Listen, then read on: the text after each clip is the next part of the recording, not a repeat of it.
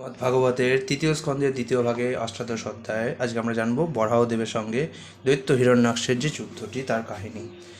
মৈত্রেয় বলতে লাগলেন, গর্বোদ্ধত এবং অহংকারী দৈত্যটি বরুণের সেই বাক্য বিশেষ গ্রাহ্য করল না।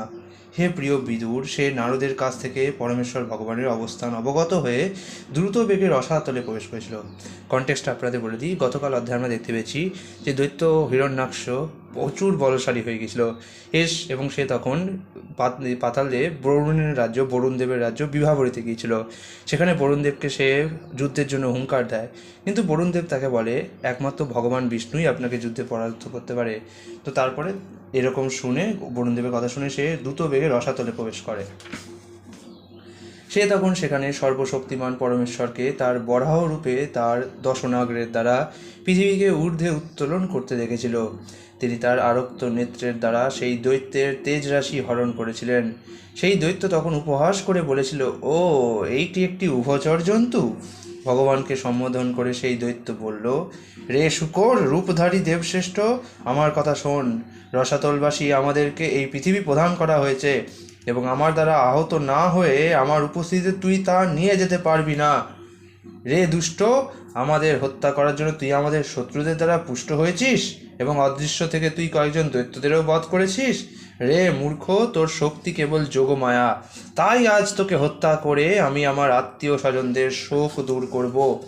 সেই দৈত্যটি বলতে লাগলো, আমার হস্ত নিক্ষিপ্ত গদার দ্বারা তোর মস্তক যখন চূর্ণ হবে এবং তোর মৃত্যু হবে, তখন দেবতা এবং ঋষিরা যারা ভক্তি সহকারে তোকে যজ্ঞভাগ নৈবেদ্য নিবেদন করে, তারাও সমূলে উৎপাটিত বৃক্ষের মতো আপনার থেকেই বিনষ্ট হবে।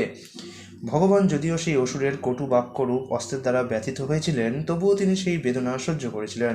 তার দর্শনাগ্রে অবস্থিত পৃথিবীকে ধৃতা দেখে তিনি জলের মধ্যে থেকে বেরিয়ে এলেন।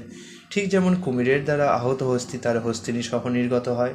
ভগবান যখন জল থেকে বেরিয়ে এলেন, তখন হিরণ্যাক্ষ, যার মাথার চুল ছিল স্বর্ণাভ এবং দাঁত ছিল ভয়ঙ্কর, সেই ভগবানের পশ্চাৎধাবন করেছিল। ঠিক যেমন কুমির হস্তিকে অনুসরণ করে।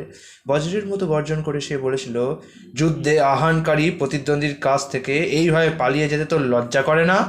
নির্লজ্জ প্রাণীর পক্ষে কোনো কিছুই নিন্দনীয় নয়। ভগবান পৃথিবীকে জলের ওপর তার গোচরীভূত স্থানে স্থাপন করে তাতে তার আগাধ শক্তি সঞ্চার করেছিলেন, সেইটি যাতে জলে ভেসে থাকতে পারে। তার শত্রু যখন যেখানে দাঁড়িয়ে তাকে দেখছিল, তখন ব্রহ্মাণ্ডের সৃষ্টিকর্তা ব্রহ্মা ভগবানের স্তুতি করেছিলেন এবং অন্যান্য দেবতারা তার উপর পুষ্পবৃষ্টি করেছিলেন। সেই দৈত্যটি, যার দেহ বহুমূল্যবান অলঙ্কার, কঙ্কন এবং সুন্দর স্বর্ণময় বর্মে সজ্জিত ছিল, এক বিশাল গদা নিয়ে ভগবানের পশ্চাতে ধাবিত হয়েছিল। ভগবান তার মর্মভেদী কটূক্তি সহ্য করেছিলেন, কিন্তু তাকে প্রত্যুত্তর দেওয়ার জন্য তিনি তার ভয়ঙ্কর ক্রোধ প্রকাশ করেছিলেন। পরমেশ্বর ভগবান বললেন, আমরা যথার্থই বনবাসী প্রাণী এবং আমরা তোর মতো কুকুরদের শিকারের অন্বেষণ করছি। যারা মৃত্যুপাশ থেকে মুক্ত, তারা তোর অর্থহীন প্রলাপকে গ্রাহ্য করেন না, কেননা তুই মৃত্যুর নিয়মের দ্বারা আবদ্ধ। আমরা অবশ্যই রসাতলবাসীদের অধিকৃত ধন হরণ করে লজ্জাহীন হয়েছি। তোর শক্তিশালী গদার দ্বারা আহত হওয়া সত্ত্বেও আমি কিছুকাল এই জলে থাকব, কেননা তোর মতো শক্তিশালী শত্রুর সঙ্গে বিরোধ উৎপন্ন করে আমার এখন যাওয়ার কোথাও স্থান থাকবে না। তুই বহু পদাতিক সৈন্যের সেনাপতি এবং এখন তুই আমাদের পরাভূত করার জন্য শীঘ্রই প্রচেষ্টা করতে পারিস। তোর মূর্খ বার্কালাপ পরিত্যাগ করে এবং আমাদের হত্যা করে তোর আত্মীয় স্বজনদের রোষ্টমোচন করার চেষ্টা কর। যে গর্ভোদ্ধত ব্যক্তি নিজের প্রতিজ্ঞার মর্যাদা রাখতে পারে না, সে সভায় বসার অযোগ্য। শ্রীমৈত্রেয় বললেন, ভগবান যখন এইভাবে সেই দৈত্যটিকে যুদ্ধে আহ্বান করলেন, তখন সে অত্যন্ত ক্রুদ্ধ এবং উত্তেজিত হয়ে আহত প্রতিদ্বন্দ্বী বিশাল বিষধর সর্পের মতো ক্রোধে কম্পিত হতে লাগলো।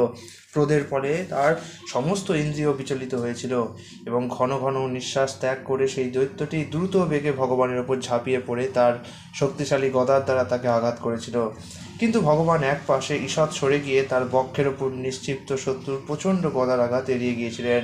ঠিক যেমন সিদ্ধযোগী মৃত্যুকে বঞ্চনা করে, সেই দৈত্যটি পুনরায় তার গদা গ্রহণ করে তা বারবার ঘোরাতে ঘোরাতে ক্রোধবশত দন্তের দ্বারা তার অধর দংশন করতে আরম্ভ করল। তখন পরমেশ্বর ভগবান অত্যন্ত ক্রুদ্ধ হয়ে সেই দৈত্যের দিকে ধাবিত হলেন। তারপর ভগবান তার গদা দিয়ে সেই শত্রুর ডান দিকের ভ্রুর মধ্যে আঘাত করেছিলেন। হে সৌম্য বিদুর, কিন্তু যেহেতু সেই দৈত্যটি যুদ্ধে দক্ষ ছিল, তাই সে তার সুনিপুণ গদা চালনার দ্বারা আত্মরক্ষা করেছিল। এইভাবে হর্ষযজ্ঞ দৈত্য এবং পরমেশ্বর ভগবান উভয়ে ক্রুদ্ধ হয়ে জয়লাভের বাসনায় পরস্পরকে তাদের বিশাল গদার দ্বারা আঘাত করতে লাগলেন। দুই যোদ্ধার মধ্যে প্রচণ্ড প্রতিদ্বন্দ্বিতা হয়েছিল। তাদের তীক্ষ্ণ গদার আঘাতে উভয়েরই দেহ আহত হয়েছিল এবং তাদের ক্ষত থেকে নির্গত রক্তের গন্ধ পেয়ে উভয়েই অতিশয় ক্রোধোদ্দীপ্ত হয়েছিলেন। উভয়েই পরস্পর জয়ের ইচ্ছায় গদা যুদ্ধের নানা প্রকার কৌশল প্রদর্শন করেছিলেন। গাভীর জন্য দুইটি মত্ত বিষ যেমন সংগ্রাম করে, তাদের তখন ঠিক সেই রকম মনে হয়েছিল। হে কুরু বংশজ, ব্রহ্মাণ্ডের দেবতাদের মধ্যে সবচাইতে স্বতন্ত্র ব্রহ্মা তার অনুগামী ঋষিগণ কর্তৃক পরিবৃত হয়ে পৃথিবীর নিমিত্ত সেই দৈত্য এবং বরাহরূপী পরমেশ্বর ভগবানের মধ্যে সেই প্রচণ্ড যুদ্ধ দর্শন করতে এসেছিলেন।